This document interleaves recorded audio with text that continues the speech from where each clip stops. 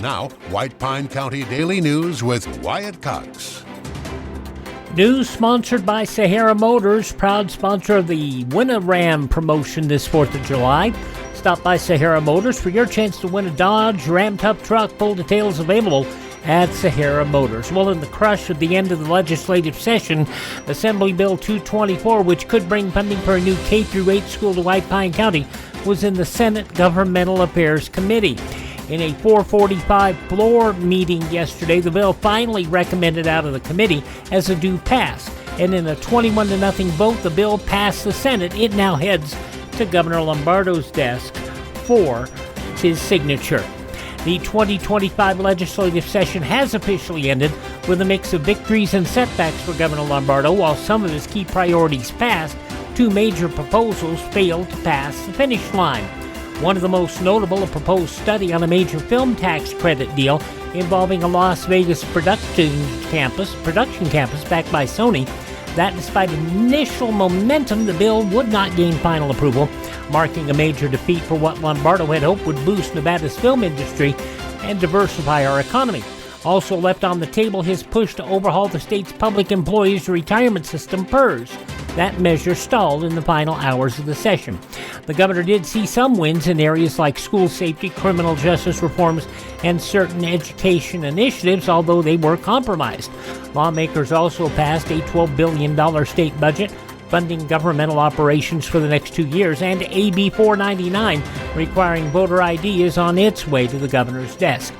As political tensions continue between the governor and the legislature, all eyes now turn to how these issues might resurface in a potential special session or the 2027 legislature. A special session, by the way, which is opposed by Senate Minority Leader Robin Titus. 2 people fined for illegally poaching an elk inside Great Basin National Park in Nevada. According to the National Park Service, Christopher Leininger of Utah, Danielle Rhodes of Nevada entered the park in October 2023, shot a bull elk, despite knowing hunting is strictly prohibited within park boundaries. The pair reportedly dragged the elk's body onto adjacent public land and falsely claimed it was harvested there. After an investigation, both pled guilty to violating the Lacey Act, a federal law which prohibits trafficking in illegally taken wildlife. They were each fined $2,000, banned from hunting for a year. Park officials hope the penalty serve as a warning to others, emphasizing their commitment to protecting wildlife and enforcing conservation laws. A tragic accident in Elko County has claimed the life of a 24-year-old man from Shreveport, Louisiana. Elko County Sheriff's Office tells us James Ivy Woods killed early yesterday morning after falling off a moving train near Wells. Woods and a friend, identified only as Emma, had illegally hopped onto a freight train near Elko intending to travel to Utah. Emma reportedly fell asleep during the ride and awoke to find Woods missing. She called 911 about 4:35 in the morning. A search launched just after 6:30 yesterday morning. A Union Pacific Railroad employee discovered Woods' body on the track. Authorities say he was struck and killed by the train. And the Trump administration fast-tracking 3 geothermal energy projects in Nevada, led by Ormat, Nevada, under new emergency permitting rules. The move cuts environmental review times from years to just 14 days. Projects near Fallon, Lander County, and Denio are part of Trump's push for U.S. energy dominance.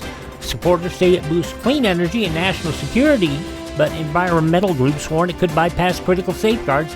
The debate continues as Nevada becomes a key player in geothermal development. For Sahara Motors, that's your news from the state of Nevada. Good morning. You see lots of commercials on television telling you to drive a little and save a lot. Dealers wanting you to drive to Salt Lake, Elko, Reno, and even Las Vegas. But ask them one question. What happens if there's a problem? Do you have to drive 3, 4, or even 6 hours to get service? Here at Sahara Motors in Ely, we service everything we sell right here in White Pine County.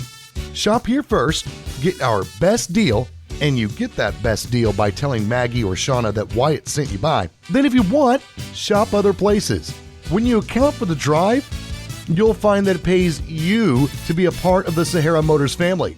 Stop by Sahara Motors, just about a mile north of Ely on US 93. Or call 775-289-4473. Sahara Motors. We are White Pine proud.